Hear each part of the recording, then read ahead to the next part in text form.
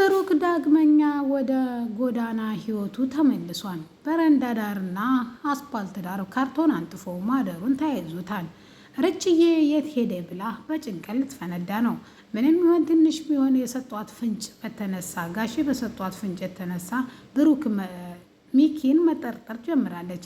ብሩክ ለመጥፋቱ ምክንያት አንተ ዋነኛ ተጠያቂ ነህ። ለልጆቹ ምን ብዬ ልመልስላቸው? ልጆቹንስ ምን ልበላቸው? ይሄው አልበላም ካሉ ስንት ቀናቸው። ልጅቷ ምግብ አልበላም በማለቷ ሆስፒታል ዛሬ ገብታለች። አሰላሙ አለይኩም ወራህመቱላሂ ወበረካቱ። ውድና የተከበራችሁ የፍቅር ጎጆ ቤተሰቦች እንዴት አደራችሁ? እንዴት ዋላችሁ? እንዲሁም ክርስቲያን ወገኖቼ ሰላም ሰላም ብያለሁ። ሁላችሁንም በያላችሁበት ሰላማችሁ ብዝት ይበል። ዛሬ ኪያ ድራማን ክፍል 5 ይዤላችሁ መጥቻለሁ። ክፍል 6 ይዤላችሁ መጥቻለሁ። እንድትከታተሉ በአክብሮት ጋብዛለሁ። ወዳችሁና ፈቅዳችሁ ስለምትከታተሉ ከልብ አመሰግናለሁ ማለት ነው። ዛሬ እንግዲህ ኪያ ድራማ ባለፈው ሳምንት ደብዳቤ አስቀምጦላት ሄዶ ነበረ። ብሩክ የት ሄደ ብላ ወደ ጋሸም ጋር ፈጥናና ተግለብልባ ሄዳ ነበር። ጋሸም እሷ ጋር እንዳልመጣ ቅርቷን ነግሯት ነበር። ወደ ቤትም ተመልሳ እኔ ምንም ማረባ ሴት ነኝ፣ እንዴት ዳግም በህይወት የመጣን ሰው እንዴት አባርራለሁ? ምንስ አድርጌው ነው? እኔና ልጆቹ አናሳዝንም? በማለት ስቅስቅ ብላ ታለቅሳለች። ይህን ያየው ሚኪ በደስታ ጮቤ እየረገጠ ጓደኛውን ደውሎ ጠርቶ እና ሻይ ቡና እንበል ዛሬ በደስታ ነው ጮቤ እየረገጥኩ ነው ይላል። እሱም ምንድን ነው ሲለውም ብሩክን እኮ ድጋሜ ላይ መጣ አስወገድኩ ሲለውም እሱም እንዴት አድርገህ ገደልከው ሲለው ላ መግደል አይደለም፣ ነገር ግን ከዚህ ድጋሜ እንዳይመጣና ቃል አስገብቼው ለትዳራችን ትልቅ ጥላት ነህ ብዬው አባረርኩ ሲለውም ጓደኛውም ይሄ ችግሩን ለነገ አሳደርከው እንጂ አራዘምከው እንጂ ችግሩ ፈጽሞ አልተፈታም።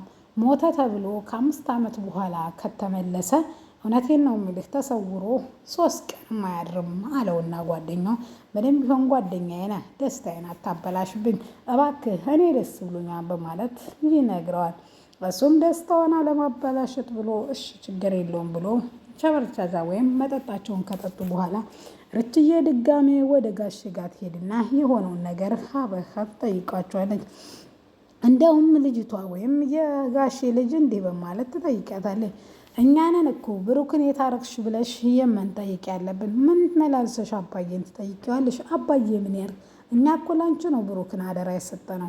ስለዚህ አደራችንን በልተሻል፣ ጥፋተኛ እንዲሁም አንቺ ነሽ በማለት ትነግራታለች። እሷም እኔ እንዴት እንደዚህ አደርጋለሁ? እሱ እኮ ባሌ ነው በማለት መልስ ትሰጣታለች። ባልሽ ሳይሆን እሱ የልጆች አባት ነው ማለት የቀድሞ ባሌ።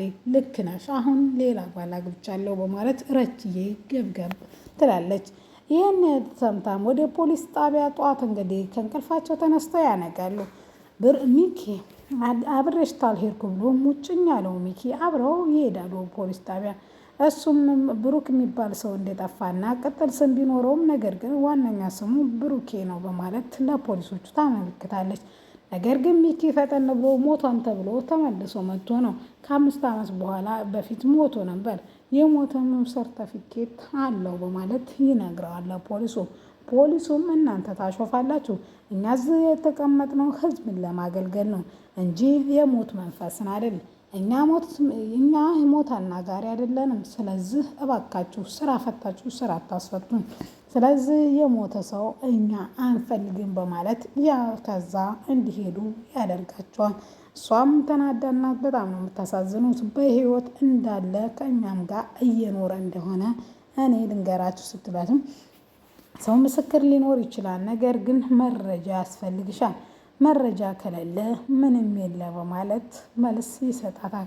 ከፖሊስ ጣቢያም በንዴት ትወጣና ሚኪ እየጠራት መኪና ውስጥ እስከምትገባ መልስም አልሰጠችው፣ ቆሞም አላዳመጠችው። ሚኪ በፍጥነት መኪና ውስጥ ገብቶ ስጠራሽ ለምንድን ነው አቤት የምትይው? በጧት አትነዝነዘኝ ሚኪ፣ ምክንያቱም ለምን እንደዚህ አደረግ? ሀቀኛ ለመባል ነው።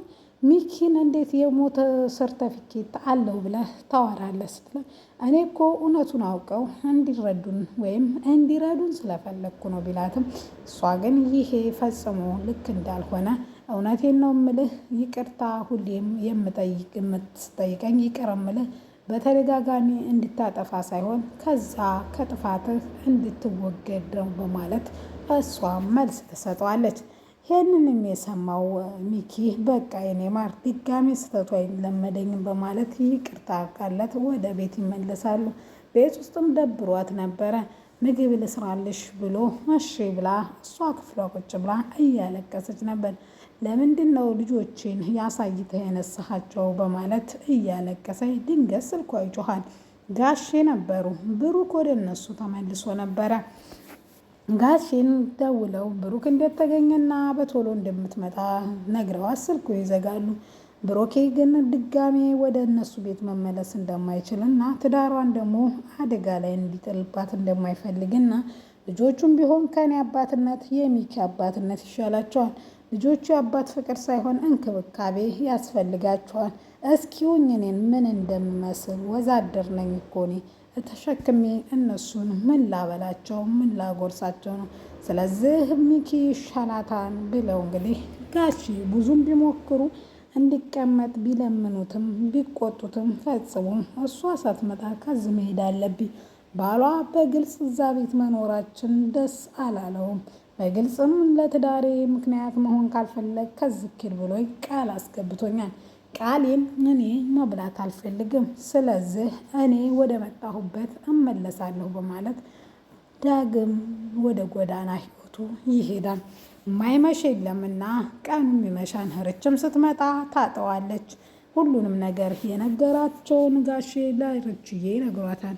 መኪናውን በፍጥነት አስነስታ ምንም ማድረግ እንደምችል ቆይ አሳየዋለሁ ብላ በንዴትና በጭፍጭፍ እሱ ምግብ እየሰራ ያለ ምንድን ነው ብሎ ሲጠይቃትም ምን ብለኸው ነው ብሩክ ከዚህ ሄደው ስትለውም እሱም ምንም እንዳላለው ቢሸመጥጣትም ምንም ሳትለው ብሩክ ከዚህ ቤት አልሄደም። ስለዚህ የሆነ ነገር ብለሃል። እዚህ በነበረ ጊዜ ደስተኛ አልነበርክም። ቆይ ምን ያርግህ ለአንተስ ጓደኛ አይደለም በማለት ትጠይቀዋለች። እሱም ፈጽሞ ጋሽ ያለሽን አምነሽ እንዴት እኔ እንደዚህ ትናገርኛለች? ከኔ ትናንትና ያወካቸው ጋሽ እሳቸው ከራሳቸው አላሉም። ብሩክ የነገራቸውን ነው ቃል በቃል የነገረው በማለት ተናዳ አይንህም ማየት አልፈልግም። አንተ ምግብ ነው ያስቸገረህ፣ እኔ የልጆች አባት ጠፍቶብኝ ብላ ጥላው አሁንም በንዴትና በቁጣ ወደ ፎቅ ትወጣለች። ብሩኬ የማይመሽ የለም ሌቱ ጨልሞበት ጎዳና ላይ እንደምንም ብሎ ጥግ ላይ ተንትን ብሎ ካርቶኑን አንጥፎ መተኛት ይጀምራል። ምንም ቦታው ምቹ ስላልሆነ ሲገላበጥ ብርዱ በእጁ ላይ እንደ ጤዛ እየወረደ እንቅልፍም እምቢ አለው። ምን አልኩትና ነው ፈጣሪ እግዚአብሔር ሆይ ከዚህ ደግሞ አንተ ሰውረኝ፣ ምክንያቱም ሌባ ደግሞ እንዳያጋጥመኝ ብሎ ፈጽሞ ይሰጋል። ስለዚህ ተመስገን አምላኬ ብሎ የማይነጋ የለም። ሆዱ በራብ ተጠማምሮ ነበረ።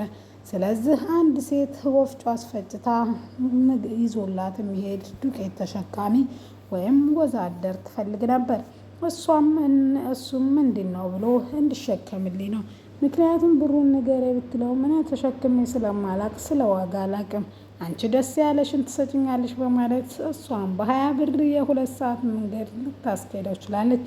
እሱም እንደርሳለን እያልሽ አልደረስም በቃ ዝጋ ነው ብላ ቦታውን ካገኘ ያችን ብር ተቀብሎ ሻይና ቆቀር ወይም ብስኩት አዞ እየበላ ቁርሱን እንግዲህ የጋሼ ልጅ የሆነችው ሚታ ትመጣለች። ሚታ ስታየው እንደዚህ በድንገት የምታገኘው አልመሰላትም እና ወይም ርቆ የሄደ መስሏት በጣም ደንግጣ ነበር። እዚህ ምን ታደርጋለህ በማለት ቁጭ ብላ ታወራች። በኋላ ከኪሷ ትንሽ ብር አወጥታ ትሰጠውና ለጋሼ እንዳትናገር የእርችን ብትመጣ እኔ ይሄ ህይወት ተመችቶኛል፣ የእነሱ ትዳር ከሚፈርስ የኔ እንደዚህ መሆን ቀላል ነው፣ ዱርዮችስ አላስቸገሩህም ስትለው እግዚአብሔር አለ አይዞሽ በማለት መልስ ይሰጣታል። እርችዬ ተስፋ ያልቆረጠችው ባሏን መፈለጓን ዛሬም ተናንቋለች። ድንገት ከሆስፒታል ይደወልና ልጅሽ ሆስፒታል ገብታለች ትባላለች። ልጅቷ በአባቴን ካላመጣሽ ምግብ አልበላም ካለች ውላ አድራለች። ምን ሆናብኝ ነው የኔ ልጅ ብላ በድንጋጤ ከምን እንደተነሳ ባታውቅም እርችዬ በፍጥነት እየነዳች ወደ ሆስፒታል ትገባለች። ልጇ አልጋ ይዛ አይኖቿን ጨፍና ተኝታ ነበር። ይህ ስታይ ደግሞ ህመሟ እጥፍ ድርብ ሆነ። ሚኪ ድጋሜ እንትናን ብሩኬን ለማስወገድ ገንዘብ ከፍሎ ለጓደኛው በፍጹም እንዲተርፍ አልፈልግም። ሲጀመር ሬሳውም እንዲሞት እንዲታይ አልፈልግም። ስለዚህ ወይ አቃጥሉት ወይ በቆራጣችሁ ብሉት በማለት ትዕዛዝ ያስተላልፋል። የርቺና የብሩኬ ልጅ ትተርፍላቸው ይሆን?